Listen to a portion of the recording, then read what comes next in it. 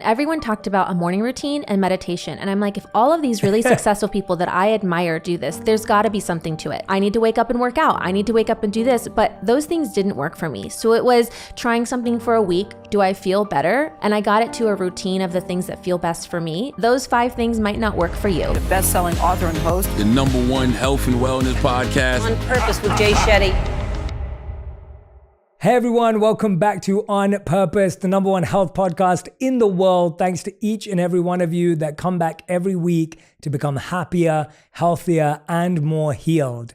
And you know that I'm always on the lookout for guests who have different experiences, different walks of life, people who've built and created incredible cultural phenomenons, and also at the same time, learned lessons along the way that they can share with us. Now, I know that you're going to be really excited for this one because I know a ton of you already follow our next guest, and I'm excited for you to learn about the behind the scenes story and the journey that she's taken to get there. I'm speaking about the one and only Marianna Hewitt, who's a leading voice in social media and the co-founder of Summer Fridays, the skincare brand whose iconic jet lag mask became an instant bestseller.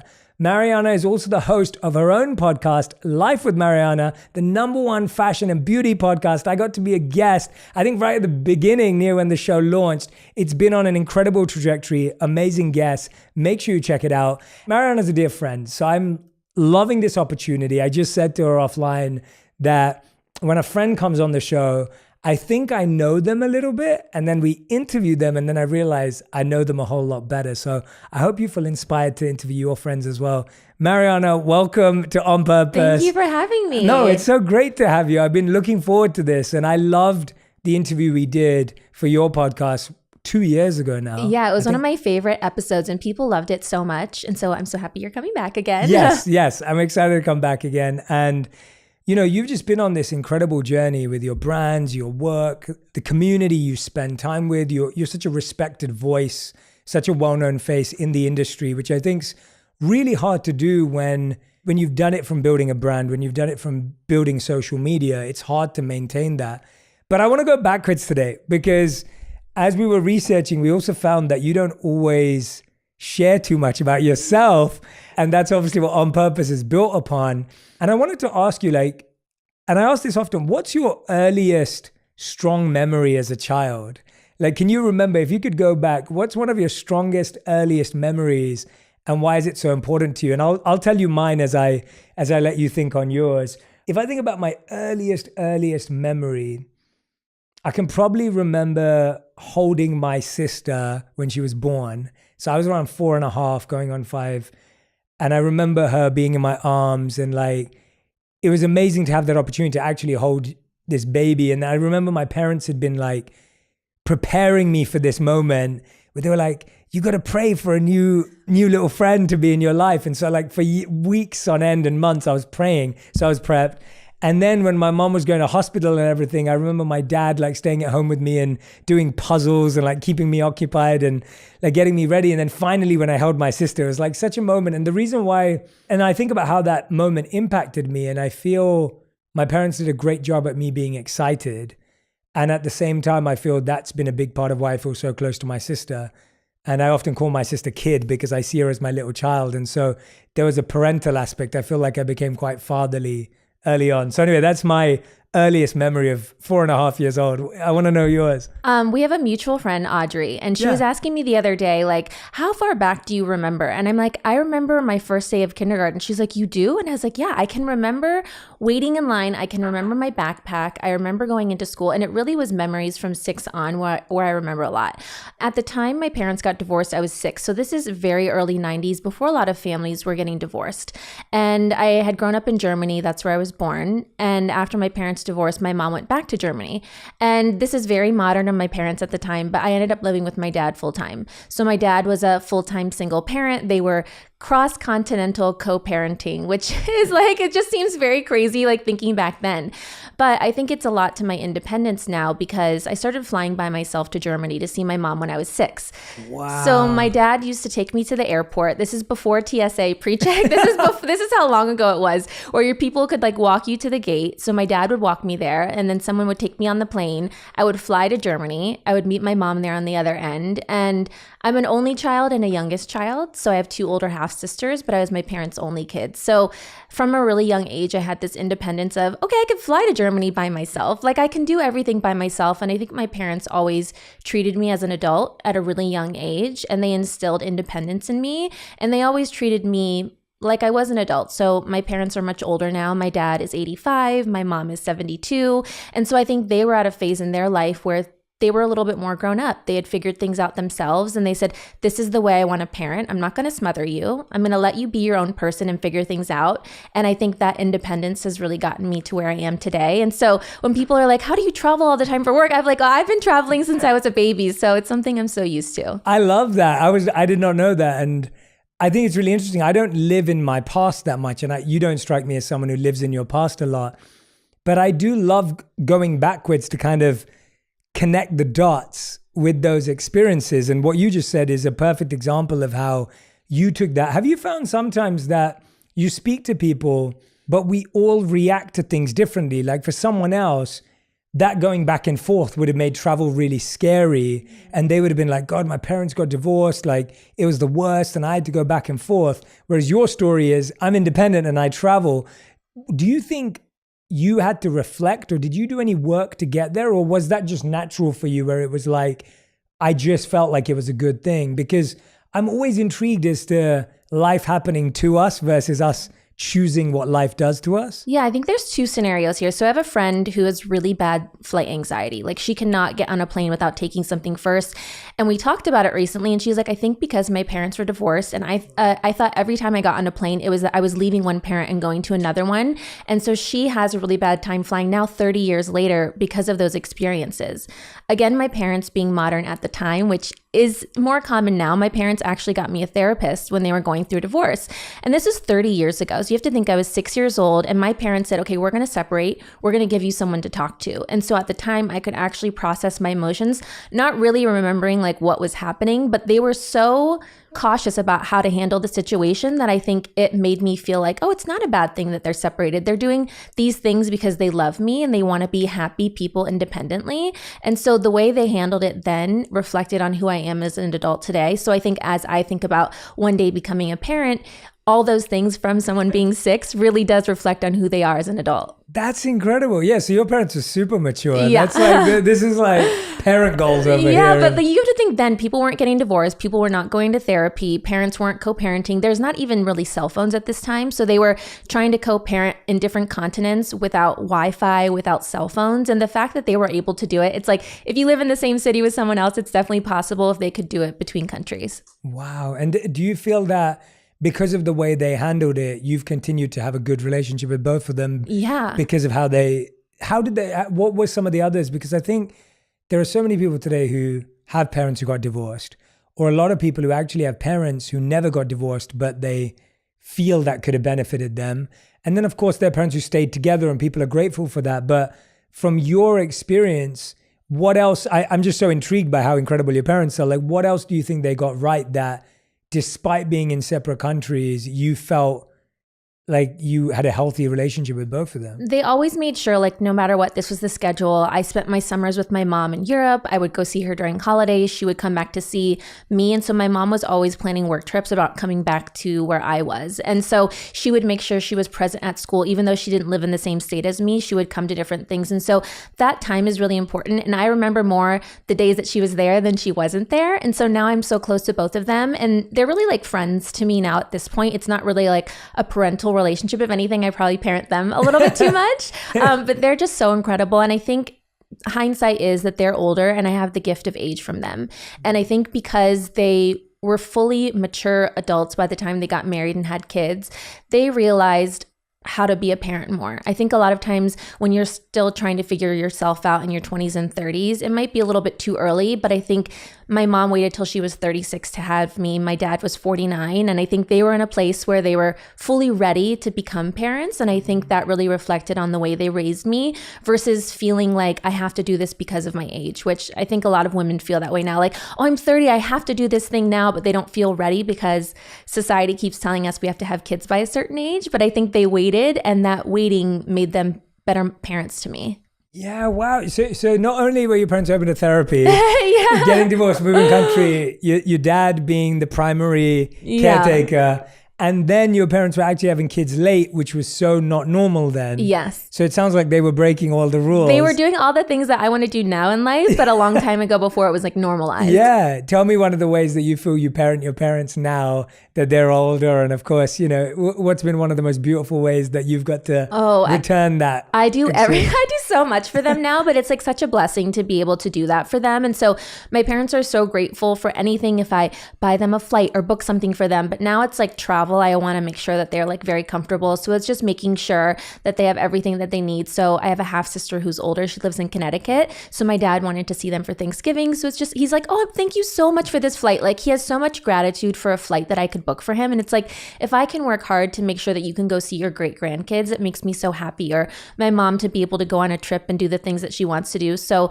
now they're probably annoyed with me because I'm like, don't do this, don't go here, remember this, like wear your face mask. Like I'm telling them all of these things, but I try to do it a little bit less, but they're like, my dad even texts me the other day, okay, thanks mom. Like, so they're cute. I love that. That's so adorable. It's so beautiful. I think for all of us who can support our parents in any way, it is such a blessing. One of the things that you brought up there that really stuck with me was this idea that you want to live your life in the way your parents were living their life back then.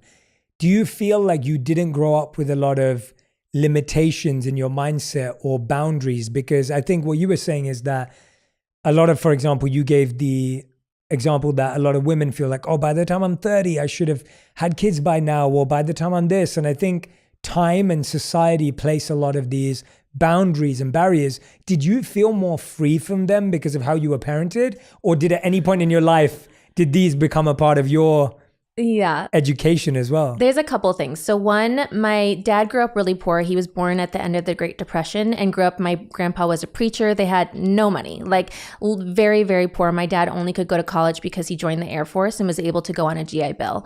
My mom immigrated to the US during the Vietnam War and came to America with literally nothing. So between the two of their stories, I thought if they come from nothing, they come from war, they come from the Great Depression, and they could make this life for themselves, I can do anything possible because they've given me this great life that I could have, that anything is possible here. So if I don't live my life to the fullest, it's almost a disservice to the sacrifices that they made for me to be here. My mom is also Vietnamese. So I grew up with a very much a tiger mom who was like, you have to do these things, go to school, you need to graduate, you need to get a job. But she also taught to me independence. And what she told me was never rely on anyone else for anything. You need to be able to fully support yourself. So if you're in a relationship or a situation, you can walk away and not feel like you have to rely on another person for something or be in a scenario you don't want to be in because you need this person for this thing. And maybe I took it a little far. I went overly independent in my life. And so growing up, I told my parents, I want to be a television host. And then my mom was like, okay, you need a realistic job. Like being on TV is not realistic. So I said, okay, my backup job is going to be PR. So I went to school for journalism. My backup was PR. I interned in PR in college. It was my first job out of college. I was taking celebrities to interviews. And I was like, I still want to be the one interviewing them. Like I don't want to be behind the camera. I want to be in front of the camera. And so I started working as a TV host, and then Instagram and YouTube came around in 2012. And I had a reel, and to send my reel places, I needed to upload it somewhere. So I uploaded it to YouTube, and I had to send the link to places to go on interviews. And so I would send them this link. That was my first YouTube video. And then I had a channel. So I was like, I may as well start uploading makeup tutorials because I have this place. This is very early YouTube days, 10 years ago. And after 2 years, I was able to do it full time. And I told my parents, I'm going to quit to do the internet. And they were like, quit to do the internet? Like, what is this? And so even though they support me now, I don't think they let me know that all things were possible because of their own stories, but I didn't know at the time that I could make it a career for myself. And they were definitely a little bit skeptical. Now they're like the most supportive people. But at the beginning, it's like internet full time. Yeah. Like, what is this? Parents always want us to be safe. Like parents always want their kids to be safe. But it's almost like the safest thing parents can do is let kids take their own risks. I feel the same with my parents. Like my mom moved to England when she was 16 and they built their life. Her brothers were like 18 and 19 and they built a life. Whereas when I was moving to New York at 28, it was like, no, like, are you okay, my baby? And I'm like, Mom, I'm 28 years old. Like, you were 16. But they forget that. They forget the pain and the sacrifice and the risk they took on. And they want to shelter you away from it. When you made that decision, were you so convinced that this is right for me, I know it's the thing? Or was it hard? Because I feel like when you did that step, it wasn't a thing to be a YouTuber yet. It wasn't a career path that someone could say, I want to be a creator, mom and dad. Look at what XYZ are doing. There weren't any role models at that time. And so when you did that, it was even a bigger risk than it is today. But I find so many people who listen to this show today struggle to break out of what their parents think of them. So when your parents, it sounds like you have such a close relationship with your parents. They love you, you love them. Was there a part of you that felt you were letting them down by doing this, or did you just... Never letting them down. I was never worried about letting them down. I think I just had to prove them. So like my dad is very much like, okay, go do whatever you want. Like, this is great. Like, he grew up in a time there's not even phones. So like, to have a job on the internet seems so insane to him. But my mom is very much like, show me what you can do and then I'll support you. And so I had to show her these opportunities. And I think when I went on my first brand trip and I could bring her on the trip, she was like, oh, you could travel for work? You could go places. I went to Thailand and I took her with me. And she couldn't believe that you could have this job on the internet and create this for yourself. And so I was never worried about disappointing them because I always believed in myself. Like, if I want to do something, I know that it's possible. And now we're in a really great place where you can see people's careers that you want to emulate or you look up to. But at that time, there was no one we were figuring it all out at the same time. And luckily, it was very early days of like influencers having like managers and teams. And I happened to get an agency. And I think that helped legitimize it to my family. And then they saw over time, like, okay, you can actually like make money doing this. And here we are a decade later. I love that. That's amazing. Congrats on having the strength at a time. I think that's underplayed, like how hard it is when something is brand new to kind of bet on it. Because you didn't have the benefit of hindsight of how successful this thing was going to be or how big it was going to be. No idea. At the beginning, people were PayPaling me $50 to post something. Wow. So I was like, that's how early it was. And I was like, you would pay me $50 to post something? Let's go. Like, I was so excited. Yeah, that's incredible. And when you started doing makeup tutorials and everything, was that somehow, and what I love about that story is you set out to be a TV anchor, right? Like that's what you wanted to be. Then you go into PR, realize that being behind camera doesn't work. Then you do makeup tutorials. Was doing makeup tutorials fulfilling somewhat of a passion of being in front of camera? Like, that obviously wasn't being a news anchor, but there was something about it that was feeling right. Yeah, I always had a passion for sharing things that I loved with an audience. And so at the time, I thought being a TV host was the only way to do this because I had to be on a show to talk about things that I loved, to share it with people. When YouTube came around and I'm like, you can upload videos and talk about whatever you want and people can watch it, it was always the things I felt I wanted to do in my heart when I grew up. But when I grew up, there was no platform to do that. And then at the time when I was auditioning, I was going to a lot of shows to be a host. And every time I would get towards the end and they would be like, we're going to give this job to this celebrity. Like, this celebrity host is going to do this job. And I'm like, well, how am I ever supposed to be known if I don't get the opportunity? With the internet, we're in such an amazing place where we can take our careers into our own hands. There's no one to tell us no. You can create the content. And if the audience is there and people want it, they will show up. They will watch, they will download, they will follow, they will listen. And so it was everything I wanted in this new platform. And it finally gave me a place where I wasn't getting told no in an audition, that someone didn't have to say yes to me, and I could prove and show that I had this audience online. And so I love it so much, and it was everything I wanted to do when I grew up. I just didn't know that's what it was. And I always had a love for beauty, and my dad used to take me to beauty counters. So growing up with my dad, he didn't know how to do my hair or my makeup, so he would take me to department stores, and he would take me to an Estee Lauder counter and say, okay, here's my daughter, like, can you show her how to use hair and makeup? Can you show her what products to buy? Because he had no idea. What a great dad. I know, he was the best. Yeah. And so that really was my love of beauty from a really young age. And so I started learning about beauty from the experts, these people at counters who were telling me about products. And that was in middle school and high school. And then I took that love into creating tutorials for myself and then starting our own brand. That's such a great story. And I'm so glad we're doing this like background journey, because I feel like I think about this all the time. I went to public speaking school from 11 to 17, public speaking drama school, age 11 to age 18, for 7 years. And I think about it all the time that before I'd even launched my online career, I probably had around like 20 years of public speaking experience before I ever did this professionally or got paid to do it.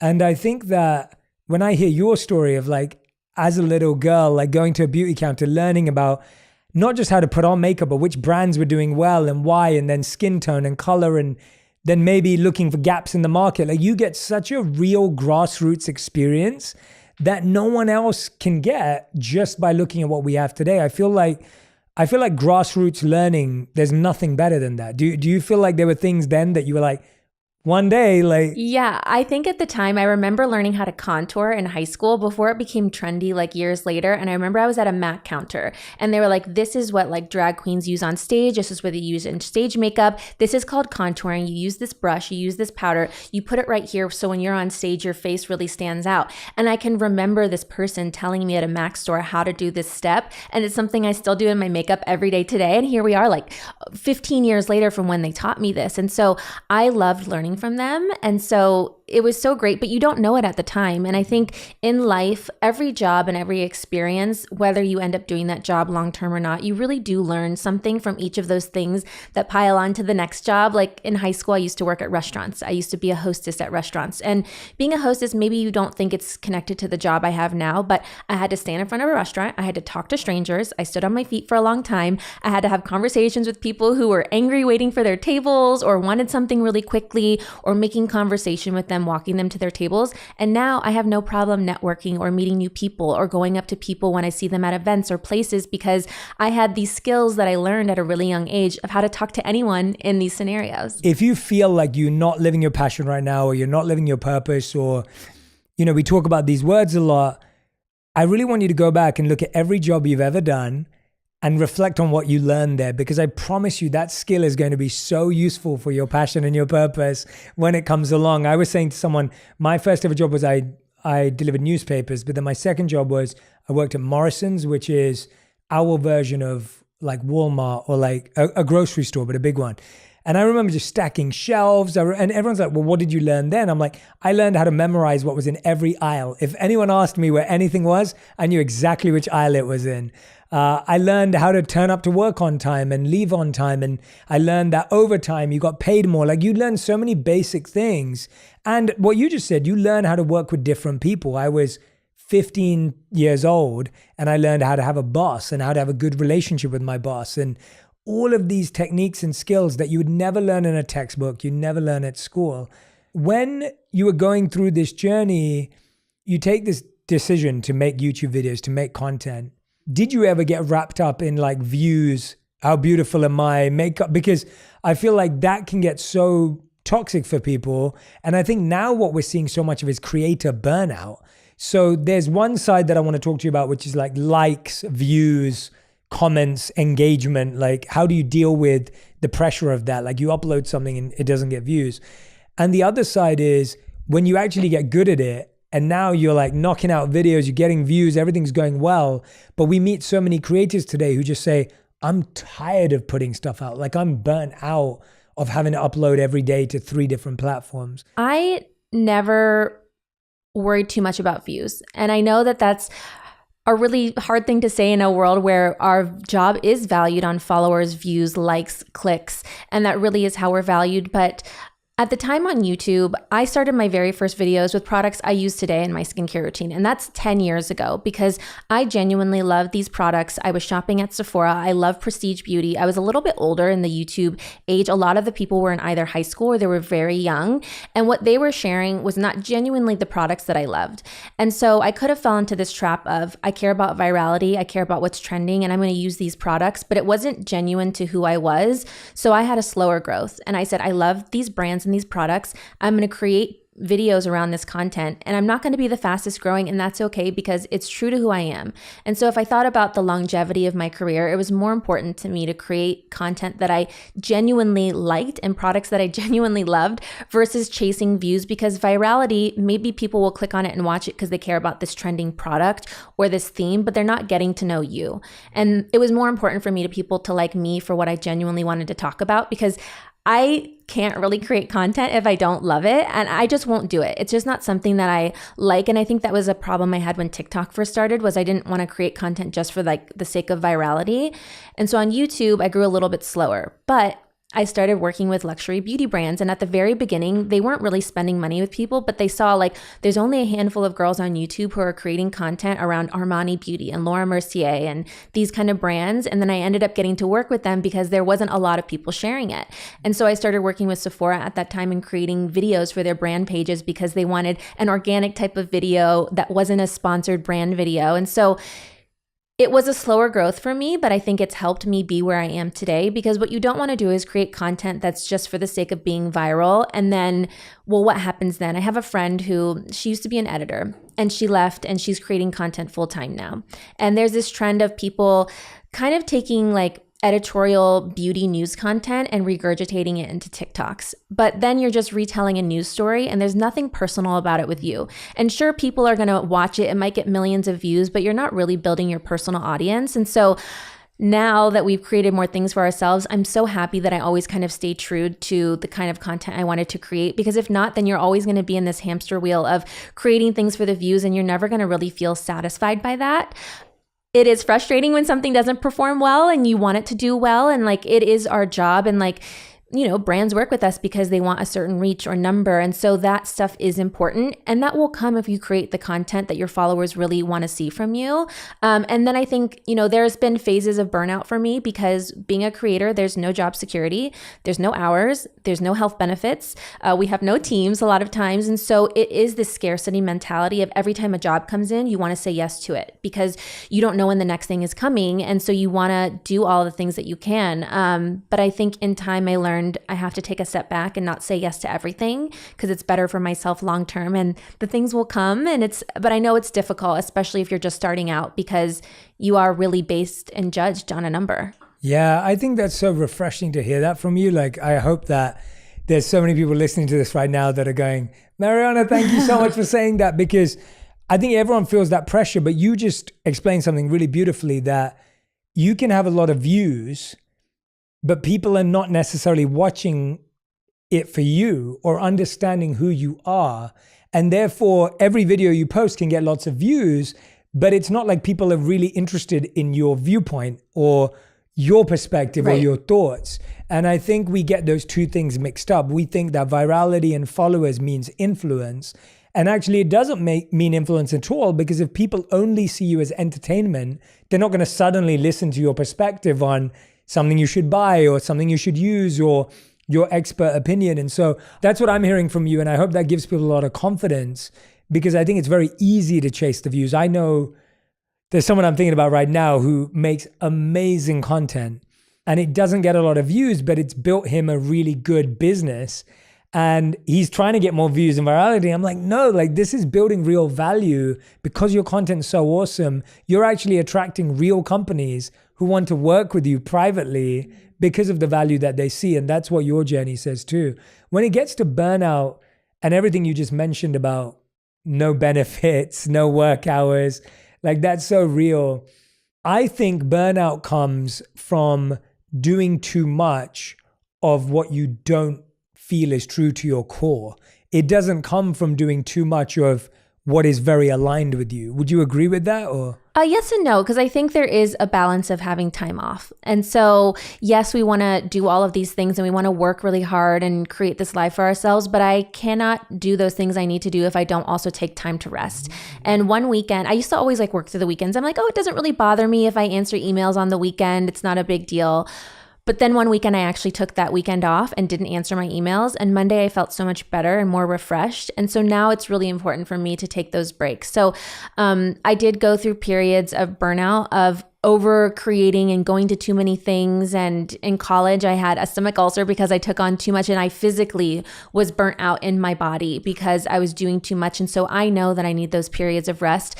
But I know it's hard when you're freelance. I know it's hard when you're a creator. And there's so many jobs who are freelance who don't have, certain hours set for themselves. So it is important for them to, want to make an income, especially if you're solely supporting yourself or a family. And so I know those things are difficult. Yeah, you've talked about energy drainers and energy givers before.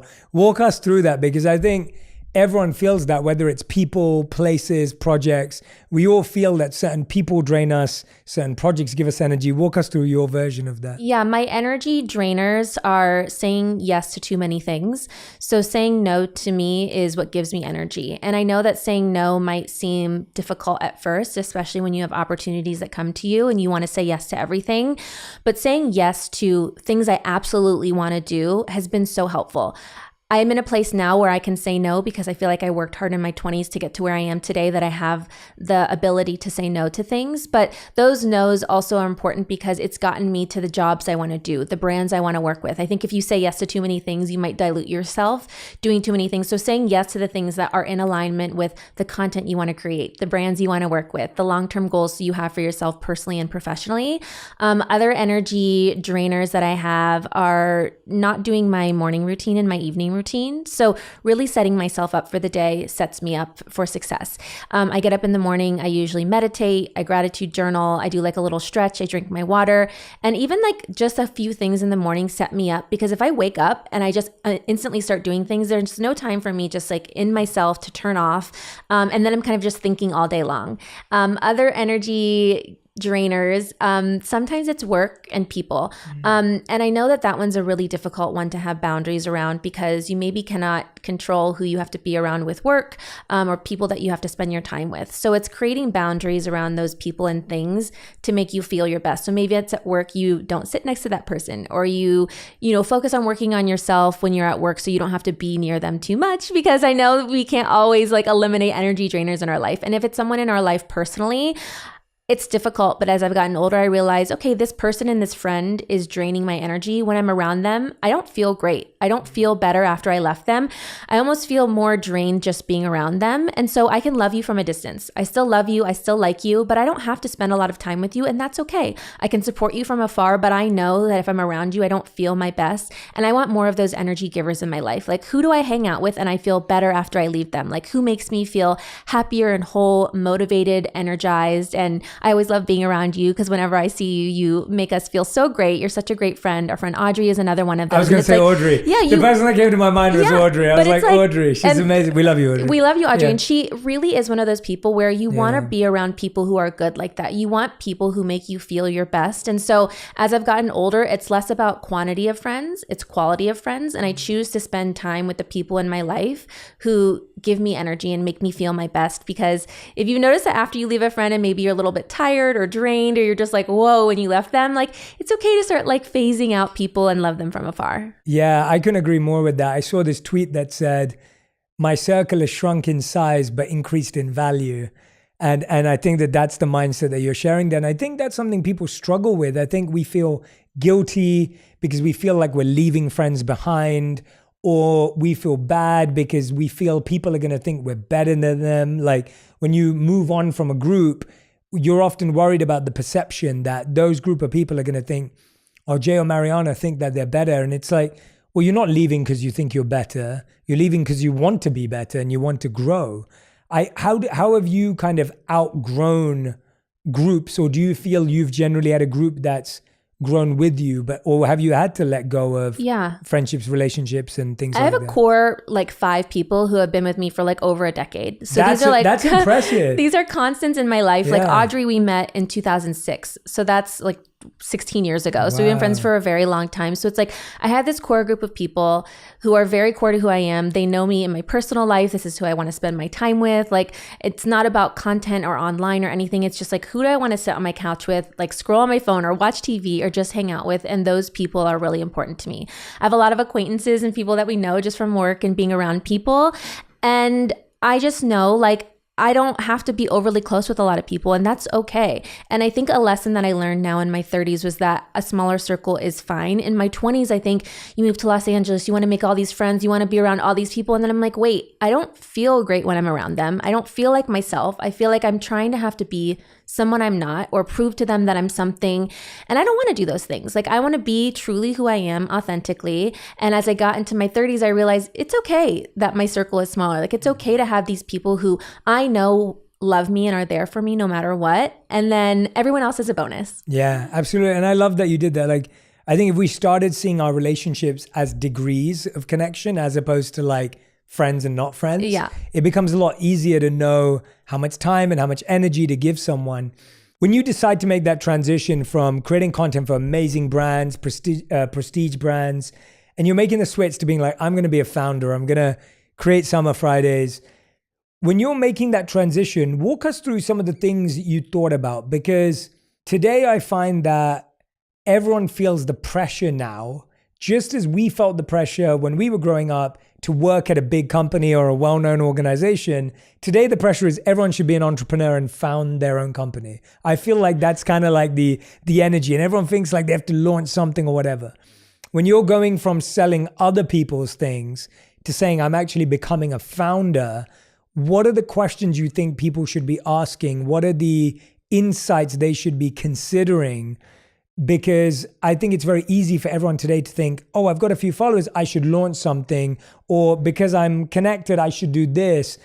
And I don't think that always works out. Obviously, it's worked out for you. So I'm wondering, what were the things you had to think about? I think if I had to go back and tell myself when we started the brand, what do I wish that I knew?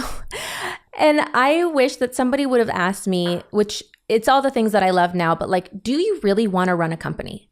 Like, the days that we launch a product, let's say we launch 5 products a year, that's 5 of 365. So the other 360 days, do you really want to work on a business?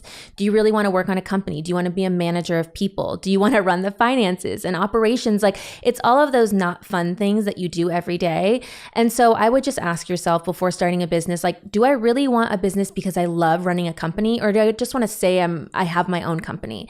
And that's fine if you don't love some of the other stuff. And so Lauren, who's my co-founder of Summer Fridays, we have no ego and saying there's things we either don't want to do or we don't know how to do. And once we grew a little bit after our first couple years, we were able to hire for the things that we didn't know how to do, because we really wanted to bring the best people in to run the business who we felt like could get us to the next level.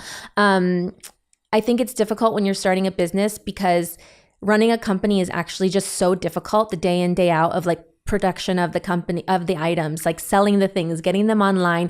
Those things are not the sexy, fun parts of the job. And you have to really want to do that, because at the very beginning, you have very small teams. It's basically yourself, maybe a couple other people.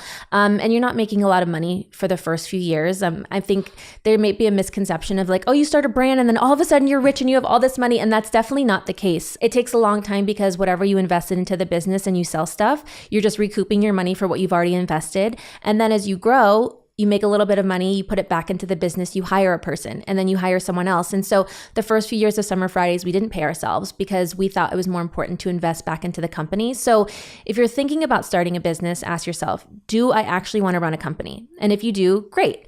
If you don't, then maybe say like, what am I good at? Like, what am I passionate about? What do I love so much? Why do I maybe want to start a company? Is it because you love the creative? There's so many creative jobs. You could be a creative director. You could work at an ad agency. You could consult for brands. If you love creating product, maybe you help someone with product development. There's so many skills that we learn as creators. Find what you love best and then offer that as a service to other brands. So something I love is like branding and marketing. And I think in life, this is just one of the first things that I will do of many. And I hope in the future I can consult for brands and work for them on branding and marketing, because that's something I'm passionate about. So I would love to continue to do that over a portfolio of them. And I know like the actual starting of the business is difficult. So I don't know how many more times I could do that part of it. Now that we're here, I'm so grateful. But I just wish I would have known going into it how hard the actual starting of the business and running of the business day to day is. Yeah, I think it's just a great way to look at it, because often you end up starting something, you put a lot into it, and then you realize it's not what you wanted. Like, you didn't want your 90% of your life to be operations, strategy, management, HR. And people don't realize that often when we see entrepreneurs living their greatest life, we look at it and we go, oh, they just do what they love all day. And it's not true, right? Me included. There are so many things I have to do, and there are so many things I want to do. And I've accepted that that's how my life is split up. And there's also knowing what to start. Like when I look at my career, there are things like this podcast that we started, my Genius community that we started. But then there were amazing partnerships like me being chief purpose officer at Calm, which was just a brilliant synergy because I was friends with the founders for 4 years. They were already solving a problem that I deeply believed in. And I would rather join forces than go and build something to compete with my friends.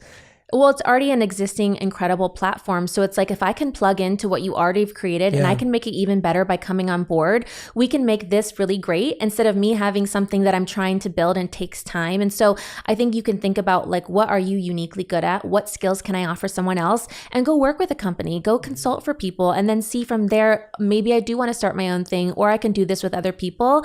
And so if there's a brand you love, maybe reach out to them. Like, let me creative direct a shoot for you. Like, let me help you with social. And you never know what person will say yes, because as creators, I think we wear so many hats and we can be good at so many things. And you can take what you love as a creator and then do that on a larger scale with more budget, working for brands and people that you love. Exactly. Did you ever raise, or did you choose not to? We raised money. Okay. So we ended up raising. Walk us through the choice of that and then that process. Yeah. So Summer Fridays was self-funded, and then we ended up raising money in 2019. So we had a really great first year, but we were running everything ourselves. We had the two of us, an employee, a couple consultants.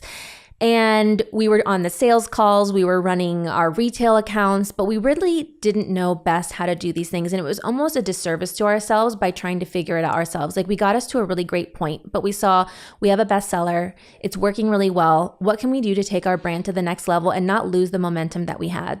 So when we first launched the brand, people started reaching out to us, and raising money is a bit like dating. So you want to date and meet everyone. And we met any and everyone. And then you kind of see like, who do you like? Who do you enjoy spending time with? Like, do I really want to talk to these people every day? And a business is like a marriage, and there's a contract, like sometimes in marriages there are. And so you're getting into a marriage with now another person into your business. So you have to ask yourselves, like, are these people trustworthy? Do we have the same end goal? Do I really trust that they want what's best for my brand? And that if I really want something, they're going to listen to like what I want, and not because they're an investor and they're going to take control of something. And so we ended up going with a group, and they have a minority investment, which is very small. So it means like we still own the majority of the business. So we have the majority of the say in things, but it was two females who founded it, and they're incredible. And they almost served like an intermediate president for us and helped us with hiring, our org chart, what things to do next. And it really was the right fit for us. And they weren't the biggest place that we went out to. They didn't have the largest portfolio or the biggest investment they were making into the brand, but it was two people we trusted. And a lot of our friends are like, you're the only people we know that like you're investors. And we really do. And they're incredible. So they have a great portfolio of brands, including like Westman Atelier, Sol de Janeiro. In food, they have Fly by Jing and Banza Pasta. So they focus on like good for you brands in food and beauty. And so we are so grateful to have them. So then after that, after we raised a little bit of money, we were able to hire more people. And our first big hire was a CEO. And I know a lot of people, when they start a business, like they have a dream of becoming a CEO and running a brand. And that was never what Lauren and I wanted for ourselves. And we have no ego in saying like, I don't want to be the CEO. Like, I don't want to run the entire business because one, I've never done this before. And that's fine if you haven't and you want to figure it out along the way. But we knew like what we're good at is product development, marketing, branding, anything that's consumer facing, and bringing on someone who could really run the business day to day so that I can create content. I can be on podcasts. Like I can do the other things with my time was important to us, and someone whose values really aligned with the things that we wanted. So our company culture is really important to us. And as we interviewed for the CEO role, it was someone who led with kindness, who people were excited to work for. And so we ended up bringing on a CEO in 2020, right before the pandemic, and so grateful for our CEO. And so between them, it's been really incredible to get the brand where it is today. And I don't think it's possible without them. And so I think if you have a business and you're thinking about either partners or raising money, you really want to make sure that you want these people to be in your marriage with you, and that your baby, which is your business, you guys all have the same goals aligned for where you want it to go, because then all the decisions are easier because you're all on the same page versus a group wanting one thing and then another group wanting something else. It just sounds like you really know what's important to you, and you're willing to do what's important to you and what you're good at and what you value. And then there's all this other stuff that you realize, well, we have to find someone for that. We have to figure this out. This needs to be shifted. How do you decipher between what's important to you and what you think is important? Because I think a lot of people, again, when they start something, they put the pressure of, I have to be CEO because it's my baby. And if I'm not CEO, then someone else will think I'm just this or I'm just that. You don't strike me as someone who worries about what other people think of you or what you do. Where does that come from, and how do you define or decide what's important to you? I live my life day to day, me, myself. I'm not living my life for other people. So if I'm so concerned with being called CEO, I'm going to take on a role because I care that other people think that this is my title, but I have to do something every day that I don't enjoy. That makes no sense. So why would I live my life for this title, for other people's opinions, when this is what I want to do within the business and this is what's important to me? And so I like to take inventory of my life pretty frequently. So I usually do like my New Year's goals and intentions. I like to call them intentions, not goals, because it's what I intend on doing for the year. And then I'm always checking with myself with like my journal every day. So it's like, what's important to me? How do I want to feel today? What things do I love? And so I'll go through and I'll make like a note on my phone of like, what are my energy drainers right now? Like, what do I not like doing? What of these things can I eliminate? And if that's running the finances of the business, like I don't want to do that. So who can we hire eventually to do this thing? And so it's eventually just like taking less of those drainers off of my plate. And so I can really focus my time on the things that I'm good at and I enjoy doing. I think it's difficult for people, especially women. If you have been calling yourself a CEO in the company, then you have to make this announcement like, oh, I stepped down as CEO because we hired somebody. We never intended to be the CEOs of the business. So we didn't call ourselves that in the first place. So if and when the time came, we weren't like, it wasn't that we were stepping down as CEOs. It was that we just never had CEOs. We started the company, and a CEO is somebody who can help run the business when it gets to that like phase. And so I think it's about taking your ego out of it and like, what do you really want to spend your time doing every day, and just focus on that and not what other people think about what most people probably don't even know what people's titles are anyway. Like, so it's like whether you're the founder or the CEO or the whatever it is you are, most people don't know. They just think of it as your business. And so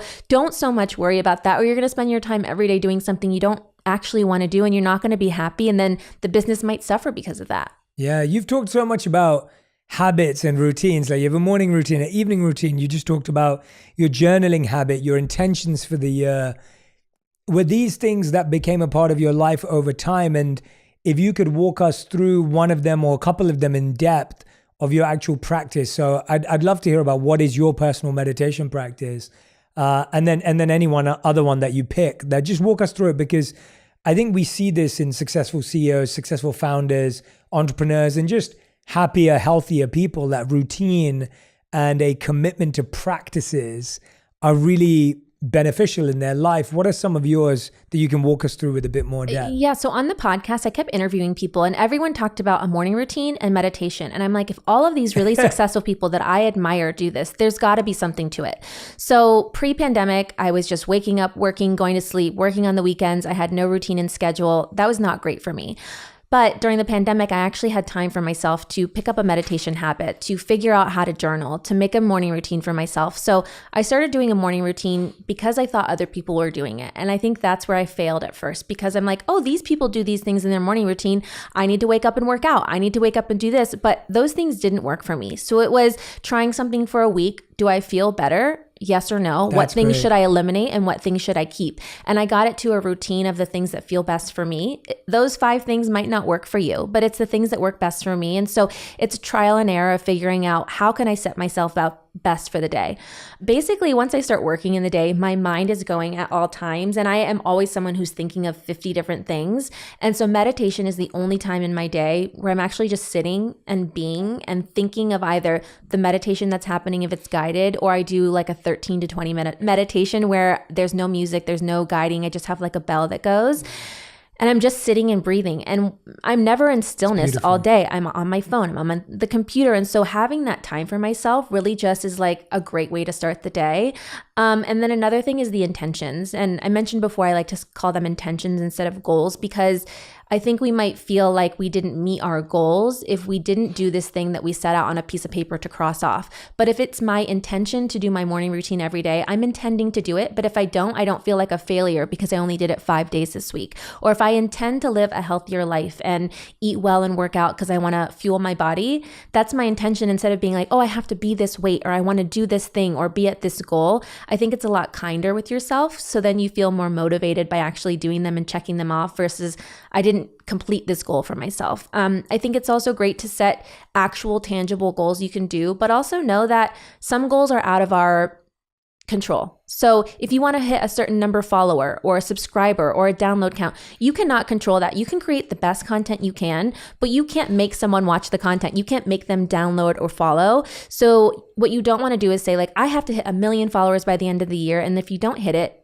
be upset. You can say, I intend to create the best community this year that I can. I want the followers that are there to love me and be happy with the content I create. And then you can ask yourself, are they happy? Am I fulfilled with the content I'm creating? And then that intention can be crossed off versus being disappointed that you didn't hit this number that was out of your control to begin with. So those intentions are really important for me. And then within the business, we do set goals for ourselves of things that we want to do, and then set realistic expectations for ourselves of like, what do we think we actually can do, versus like insane goals that you might not get to and then always feeling sad if you're not hitting them. I love the way you just described the difference between intentions and goals. I hope everyone, because whenever you're setting New Year's resolutions, you're setting goals, you're setting new quarterly goals, like that language needs to change, because goals are what you want out of something and intentions are what you put into something, and you only get out what you put in. And I love that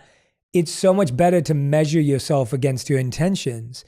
Measuring yourself against your goals will always make you feel like a failure. Yeah. And I think something I've learned recently too is I can have goals and intentions for myself of things that I'm working towards, because I want great things in life. Like I'm doing all the things I want because I have these big things that I think I can accomplish. But I can do that while still being present and happy with where I am today. And that's come from really being in my 30s. So before I was always, when you're younger, you're like, I have to be married and have kids by 30. I have to do this, like Forbes 30 under 30. I have to do all these things by this age. But it's like, why when life is long? And one of the best exercises I did for myself was I wrote down everything I wanted to accomplish in my life and the age I thought it might happen. When I got to 45, I had nothing left. I had nothing left to reach. And I'm like, if I accomplish all these things by 45, I'm going to live for decades longer. What more do I have to look forward to in the years to come?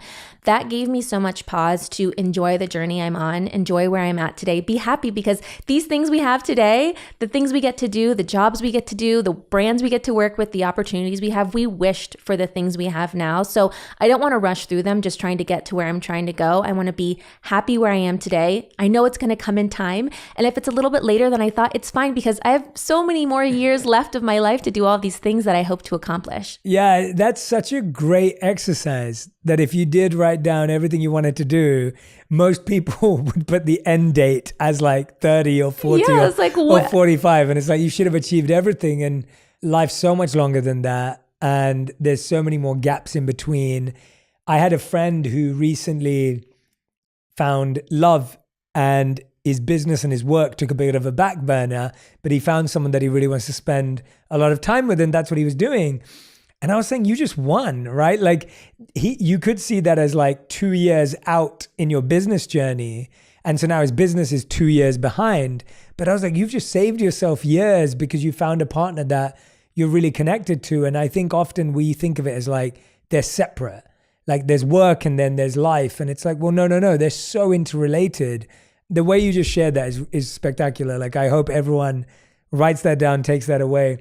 Marianna, what are you working on right now? I feel like you're someone who, because you started therapy at 6, which is just like, that's another incredible thing. But like, what are you working on right now personally? What's something that you're grappling with? What's something that you're wanting to be better at for yourself, for your friends, your family, whatever, anything around you? I think the presence is a big thing for me. I think because I used to focus so much on the future and the things I wanted for themselves, that exercise really did change my mindset. So having a gratitude journal and writing down every day, I think a lot of times we're busy in our days and our careers, like, oh, I have to go do this. I have to do this today. But it's not I have to do, it's I get to do. So I get to go work here. I get to go to this opportunity instead of I have to do these things. And that really changed my mindset of being grateful for what I get to do every single day and really focusing on that and not being so stressed about things happening in a certain year or age. I'm 36 now, and I keep feeling like, oh, I'm still not ready to do all these things. Like I'm still so young. I think the older I get, the younger I still feel. Yeah. Where when I was in my 20s, I was like, oh, I'm getting so old, or like, oh, 36 is so old. But now that I'm 36, I'm like, it's still so young. So I think focusing on the present, being happy with where I am today, the things I have today, and practicing that gratitude each and every day. And then I think as I've gotten older too, because my parents are older, taking care of my health, it's not about vanity. It's about how do I feel my best? How do I stay active. My parents are really young and smart in their minds and their bodies. They still travel by themselves. They're very independent people. And I think it's because they've taken care of themselves. And my dad does the crossword every day. He reads books. My mom's very independent. And I think keeping your mind young, and so doing things for brain health. Now that we're getting older, I'm like, okay, brain health, heart health, mobility, those things are all important of taking care of yourself, not just for vanity's sake, but for the health of yourself so that you can be your best self in decades to come. Because I hope when I'm 60, 70, 80, 90, I'm still able to do a lot of things and that I don't feel stagnant in my body because I let my age catch up with me. I'm in the same boat as you. I feel like your 30s are really for that, where like your 20s, you still feel like a super person. And then in your 30s, you're like, oh, wait a minute. There is something known as getting older physically, I mean. And you start just becoming aware of how much your body has been through because you could. Mm-hmm. And then you go, why would I want to put my body through that anymore? Like, why would I do that damage to my body? And I'm definitely with you on that. I'm spending so much time reading about longevity and learning about longevity. And because, not because I want to live longer or for vanity, but I want to live healthier for longer. And I think that's the difference, right? Yeah, I think health is so important to us and taking care of ourselves, what we eat, what we put into our bodies, how we spend our time, our brain, our energy, all of these things, because we do want to have lower cortisol levels for the rest of our lives and have quality sleep so that our brain health is there, so that we feel best in our mind to function every single day. And so I do want to live a long, healthy, youthful, smart life where I can do so many things for decades to come. And so those things are so important to me. So it's like watching documentaries around blue zones and like, what are they doing here? And how do they live longer, healthier, happier lives? And so those things are so important, especially our health, because we know like when you don't feel good, there's nothing you can do about it. So it's like the second I got sick recently, and like as soon as I was done, I was like, wow, I'm so grateful for my body. I'm so grateful for my immune system and my good health, because when you feel bad, you take for granted the days that you feel good. So it's really about thinking about your gratitude each day of feeling good in your body and the days that you feel good. So one of the things I write down in my journal is I am grateful for my body, mind, and soul. I'm happy for my physical and mental health and happiness. Wow. Because that's so important to me, because it's not just like my physical health, but like, how do I feel in my mind? Do I feel happy? And you know, on the days when you don't feel so happy, you have so much gratitude for the days that you do feel good mentally. Absolutely, absolutely. And I feel like you're a high performer, you're massively ambitious, you're like optimal peak performance individual.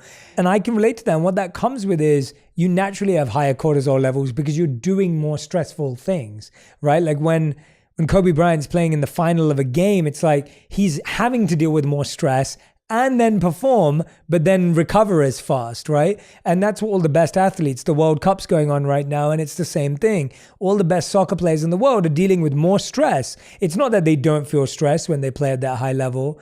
So what are some of the things? I mean, you've given us so many habits, but that's just something because it's on my mind too. I'm thinking that and I'm speaking to anyone who's listening who thinks they're really ambitious, they have big goals or big intentions, but then at the same time, then you have to be even more on top of your cortisol levels because you're naturally going to experience more stress. Yeah, this morning I was talking to someone and she was like, what workouts are you doing? I was like, I love Pilates. Like, I don't want to go into a workout where I feel more stressed going through it because I want something that makes me feel good and rested. I always wear my Aura ring, which I'm obsessed with. I love Aura too. Yeah. I love it. And I track my sleep every night, and like quality sleep really does make me feel my best the next day. I drink magnesium every night before I go to bed, taking like my vitamins and supplements. And then really not like, I don't watch scary movies. Like I'm not doing things that are going to make me feel more excited or like feelings that would make me feel more anxious. So anything that's going to make me feel more anxious, because I already have to feel anxious and stressed in like my job. So I don't want these added like books or shows that are going to make me feel a little bit more stressed out. And then I'm someone who it physically manifests in my body. And so one day I was really stressed out. I was at the airport. I missed my flight. I was so stressed because I had to get back for something the next day. There was no flights out. And instead of just relaxing and like taking a breath, I woke up the next day, I had a rash on my body because when I get stressed, I have to remember like, okay, I can't get stressed out about things I can't control. I need to take a breath, or else it's going to physically show up in my body when I'm like overly stressed about something, especially something like that. I made it home. It was fine. It was all good, but I stressed myself out for no reason. So it's like doing all of these things that can control it, because stress is going to happen in our lives. We're going to have stressful days. Things are out of our control, our job, our personal life. Those things will make us stressed out. So it's like, how can I control all of the other things in my day to feel my best? Yeah, I love your insight on if you're going to have a stressful day anyway, you don't want your workout or your meditation to be the thing that stresses you out more. Marianna, I've learned so much about you today. Literally, I'm so happy I got to do this with you. And I recommend anyone who's listening or watching, please do this with your friends, because when you interview a friend or you interview a parent or you interview a family member, you realize just how much life experience is stored within this human that, you call a friend or a family member. You know this very well, Marianna. We end every interview with a final 5. These are the fast 5 where you have to answer each question in 1 word to 1 sentence maximum. But before we do that, I want to ask you, was there something I didn't ask you that you wish I asked you, or something you wanted to share that's on your heart that you feel we didn't touch upon? I think all good. I think this is like a love note to you, but like I love your content and it makes me feel so good. And what I want to put out in the world is content that makes people feel either motivated or inspired or something in their life that adds value. And I feel like I always get that from you. And so thank you for your content, because it makes me feel that way. And that's the things that I want to consume every day. Like, did I take away something that made me feel better or inspired or motivated? And I feel like you always bring that out of your guests. Oh, and so you're the sweetest. No, and honestly, like, you've given us such a unique perspective, and this is why I wanted to talk to you, because I find you to be, not only are you a successful business person, but you're committed to your self-care. And I think that those 2 things together are really inspiring to me. And that's the kind of energy I want my audience to feel, that you can be successful and do self-care. You can be ambitious and be affectionate and kind. Like, you can be courageous, but be really sweet. And I see that all in you. And I love people who can like blend these opposites, because I think for too long people have been made to believe, well, if you're bold and brave, then you're strong, or you're weak and meek. And I'm like, well, no, there's this beautiful harmony in between. And so that's my love note back to you as well. I love that. I'm going to start saying that. I like that. But these are your final 5. The first question is, what is the best advice you've ever heard or received? Don't be afraid of being told no. So just asking people for something. If they say no, don't be offended, but you never know who's going to say yes. That's a great piece of advice. We've never had that. That is very good. And I do that a lot. So I'm with you. Okay, second question. What is the worst piece of advice you've ever heard or received? The worst piece of advice was people told us when we launched Summer Fridays not to launch with jet lag mask. And so I think that was in our gut and intuition, the product we wanted to launch the brand with. I don't know if it would be what it is today without that. So if you have a gut feeling about something you want to do personally or professionally, even if the experts tell you something else, go with what you feel is best in your gut. I love that. And I love that example for that as well, because it's usually the thing. I remember I've never done a lot of brand partnerships or brand deals because my content was always so open and wide that there weren't really industries that crossed over as much in the beginning. And I remember one brand reached out to me and they said, Jay, we want you to do this video. They didn't give me an idea. They just gave me a vision of like, we want it to be about people living life on their own terms. Like that's the spirit of the video. And I was like, I love that. I can totally vibe with that. And I can't even remember, I had some like made up fee at the time. Like when this very early days, I was like, whatever, it wasn't that much. And I went and made this video and I put my heart and soul into it because it was like one of my first brand deals. And it was, even though the brand deal was tiny, it was just so important to me that I got to make this piece of content. And I shared it with them and they were like, Jay, this is not going to work. And I was like, I put more money into the production than they were paying me, but I was so passionate about it. And they're like, Jay, it's not going to work. I didn't have a contract. I wasn't tuned in to what I needed. They said, no, we don't want this. We don't think you're the right fit for this. I uploaded the video anyway because I really liked it. To this day, it's my most watched video of all time. It's got 387 million views. Like it's on Facebook. It's one of my biggest videos of all time. And I love the video. It's awesome, but they didn't get it. And that's the video that changed my entire career. And I'm really happy that there's no brand attached to it because it's true and real. And so anyway, that's incredible. I love that. But really, it's like going with your gut. Like, you know what's going to work best. Totally. And so even if these experts tell you it's the wrong thing or don't do this, but you know this is what you want to create, put it out into the world. Because look, your most watched video, our best-selling product. Your best-selling product, yeah. And I love those examples because I think we do listen to the experts. And so love that.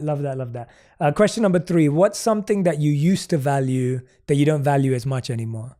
Social a bit, which is weird because it's also our jobs. But I think I used to value what it was on there so much. And now I understand it's a tool to do my job. It's not my entire identity. And so I have a really good relationship, I think, with it now. What's the biggest lesson you've learned in the last 12 months? I would say just taking care of my health is really the most important. Like, there's no amount of money or anything in the world that you can do. Like, your health is the most important thing you can take care of. Things will come. So do everything you can in your control to be your best self and feel your best, because that way, if something were to come, you are in your best shape that you can be. Yeah, absolutely. Couldn't agree more. Very true for my year this year too. So I definitely take that to heart. Fifth and final question. If you could create one law that everyone in the world had to follow, what would it be? Oh, one law. It's kind of a little bit we talked about earlier of like saying yes and no to things. So if you want to say yes to something, it should be an absolute full body, yes, I really want to do this. If you feel any hesitation or any no, there might be something in your gut and intuition telling you why I want to say no to this or why I don't want to do this. And then you end up saying yes and you don't really want to do it anyway. So say yes to the things you feel full body yes to, and say no to the things that you don't feel absolutely truly like aligns with you and your gut and your intuition. That's great. Marianna Hewitt, everyone. The podcast is called Life with Marianna. You know the brand, Summer Fridays. Make sure you go subscribe to the podcast. Do follow Marianna on Instagram, on all social media platforms that you use.